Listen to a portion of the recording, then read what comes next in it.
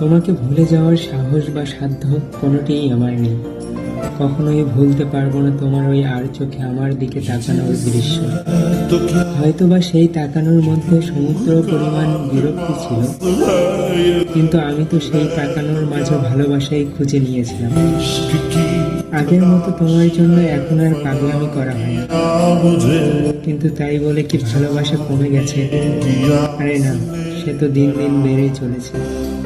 তোমাকে ভালোবেসেছিলাম, ভালোবাসি এবং ভালোবেসেই যাব।